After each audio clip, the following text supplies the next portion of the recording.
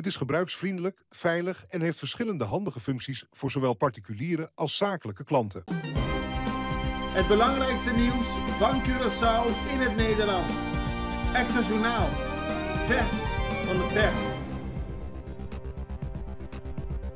Welkom bij Extra Journaal. Fijn dat u kijkt. We hebben het belangrijkste nieuws voor u op een rij gezet. En we beginnen met het bericht dat volgens Censo bijna een kwart van de bevolking op Curaçao uit migranten bestaat. Dat blijkt uit de cijfers van de Census 2023. Die geven een duidelijk beeld van de ontwikkelingen binnen de migrantengroep op Curaçao. Zoals bekend vormen migranten een belangrijk deel van de bevolking. In totaal momenteel 24,6% van de bevolking en dat is bijna een kwart. Curaçao telde in 2023 ruim 155.000 inwoners. De grootste groepen migranten komen uit Nederland, Colombia en de Dominicaanse Republiek. Vooral het aantal Colombianen en Venezolanen is sterk gegroeid, terwijl het aantal migranten uit Suriname, Aruba, de Besseilanden en Portugal is afgenomen. Er zijn meer vrouwelijke migranten dan mannelijke migranten en er is een verouderende bevolking. Censo heeft een heel overzicht van de migrantengroepen, wie het beste op school doen, wat de inkomens allemaal betreft. Interessant om te bekijken, maar wat het voor gevolgen heeft voor het dagelijkse leven. Veel migranten, maar papiaments blijft nog steeds de meest gebroken thuistaal op het eiland, gevolgd door Spaans en Nederlands. En sinds 2011 is ook vooral het gebruik van Engels toegenomen. Man steekt 2 familieleden neer. Dat gebeurde gisteren tijdens een familieruzie in de wijk Dijn. Dat is geëindigd in een steekpartij. De politie van Rio Canario kreeg 's ochtends vroeg een melding van een familieconflict dat uit de hand was gelopen. Bij aankomst vond de politie 2 neergestoken personen aan die medische hulp nodig hadden. De vrouw en de man zijn door paramedici onderzocht en naar het CMC gebracht voor verdere behandeling. Later meldde de mannelijke verdachte zich bij het politiebureau in Rio Canario en bekende dat hij de slachtoffers in Dijn had gestoken. De man had zelf ook verschillende verwondingen, maar die waren niet ernstig. Hij is aangehouden.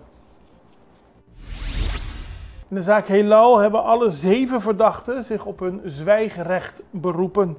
Zoals de Extra al had aangekondigd eerder was er gisteren de eerste zittingsdag van de zaak Helal. En dat is een behandeling die de hele week zal duren. Het gaat om verschillende drugstransporten. Die hebben allemaal bijzondere namen gekregen, zoals Capito, Aquarius, Askela, Sasha. Het gaat om drugstransporten gepleegd in de periode van 2019 tot en met 2021. En er staan 7 mensen voor de rechter hiervoor. Het gaat om mannen in de leeftijd van 32 tot 68 jaar. Ze gebruikten Sky-telefoonberichten, maar dat leek zo te kunnen werken dat de politie er niet in kon kijken, maar de politie kon dat wel en daarom zijn ze voor de rechter gebracht.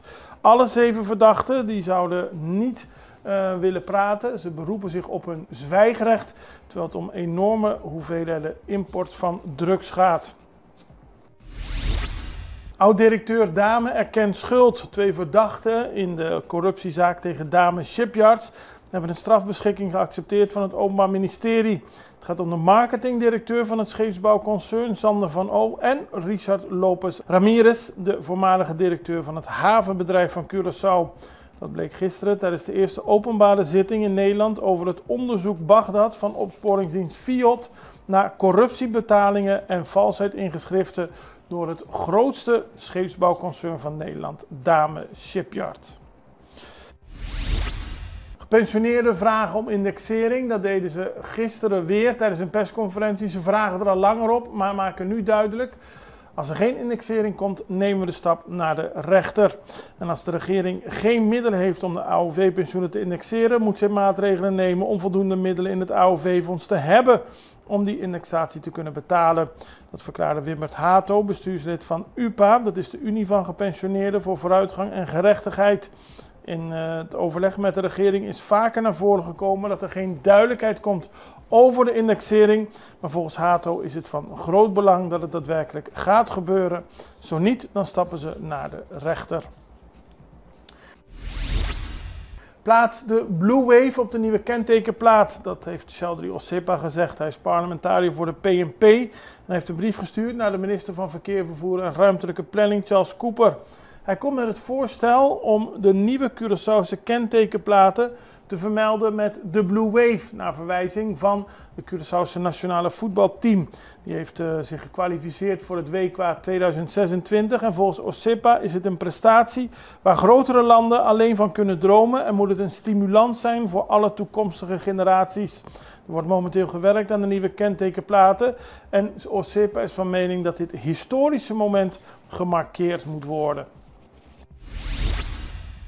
Overval op minimarket Piscaderaweg, dat vond gisteren plaats. De politie van Otrabanda was met spoed uitgekomen naar een minimarket aan de Piscaderaweg nadat zij een melding hadden ontvangen dat er een overval had plaatsgevonden.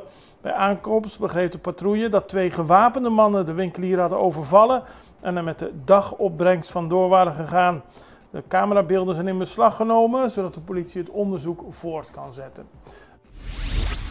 Wij nemen even een break, zijn zo bij u terug.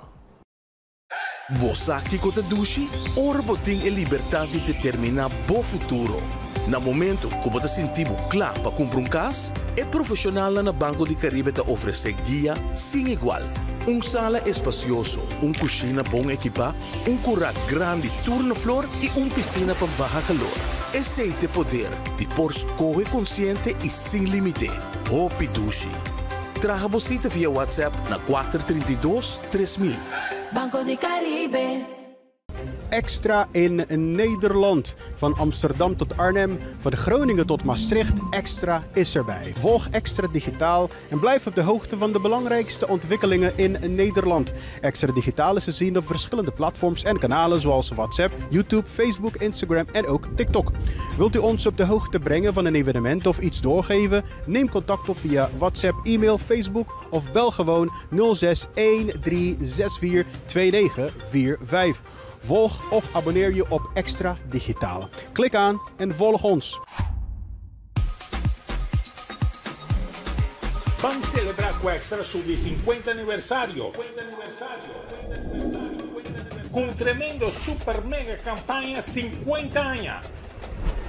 Regalando más de 50.000 florines a premio. Entre otros, pasaje y estadía en Holanda para 2 personas. Estadía de Hotel Sandals, microwave, stove, frigidaire, cama, bondi gasolina, bondi comida y hopi más. Premio principal, un auto Kia Picanto.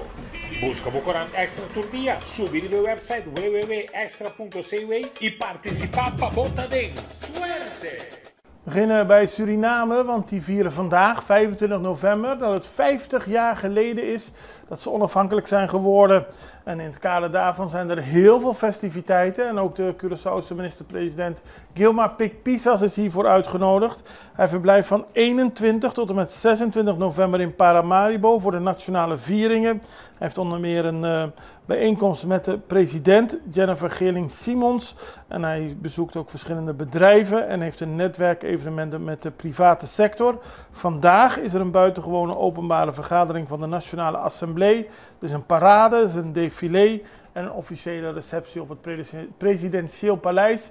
En daar is Pisas allemaal bij aanwezig. Voor Suriname markeert het een belangrijke dag in de historie.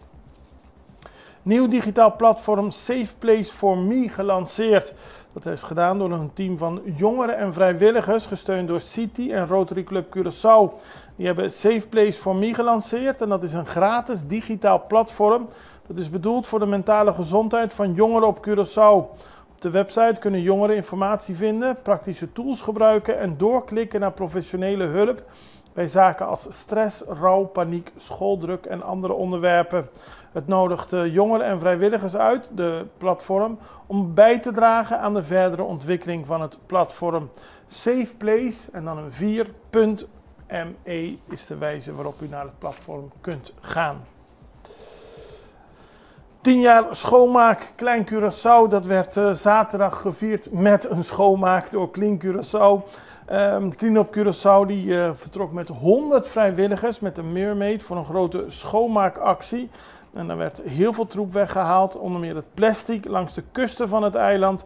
Ook grote stukken werden weggehaald, zoals stukken van een kapotte boot, lange trossen en zelfs 2 koelkasten werden aangetroffen. Ook het gebied rond de vuurtoren werd schoongemaakt. En het is een grote actie, 100 mensen, dus er waren veel handen om Klein Curaçao weer schoon te maken. Dan vond gisteren ook de uitreiking van de Premio Edgar Supriano plaats. Het is voor de muzikanten van Curaçao, georganiseerd door AMAC, de muzikantenvereniging. Icons werd de beste ritmo-combinaatband en de band van het jaar. En een grote felicitatie daarvoor natuurlijk voor Icons. Er werd ook meer prijzen uitgereikt. Beste comebackzanger is Sherman Shu Aniceta. Er werd onder meer de urban artiest ML uitgereikt en de tamboergroep Grupo Ruta kregen allemaal prijzen, maar het was vooral een mooie muzikale bijeenkomst. Dan gaan we nog naar internationaal nieuws, want Venezuela verwerpt de leugen van Amerika. Die hebben namelijk het Cartel de los Soles, het kartel van de zonne, als terroristische groep bestempeld. En volgens Amerika is het een terroristische organisatie, maar volgens Venezuela is dat een belachelijke beschuldiging. Zo zei vicepresident Delcy Rodriguez dat Venezuela op categorische, ferme en absolute wijze de nieuwe en belachelijke leugen van de minister van Buitenlandse Zaken van de Verenigde Staten, Marco Rubio, die het niet bestaande kartel van de zonne als terroristische organisatie bestempelt, wordt volledig verworpen. Aldus Rodriguez, ze noemden het belachelijk. Als ze echt de drugshandel wilden bestrijden, zouden ze naar Ecuador moeten gaan en meteen daar in het presidentieel kantoor zoeken naar het bedrijf dat de grootste exporteur van cocaïne ter wereld is. En ook de minister van Binnenlandse Zaken van Venezuela, Diosdado Cabello, die heeft tijdens een persconferentie laten weten dat Amerika er volledig naast zit. En tegelijkertijd heeft hij een grote mobilisatie aangekondigd ter verdediging van de soevereiniteit en de onafhankelijkheid van Venezuela. We houden het voor u in de gaten en dat doen we morgen weer. Ik hoop dat u er dan weer bent. Allerbeste, tot ziens.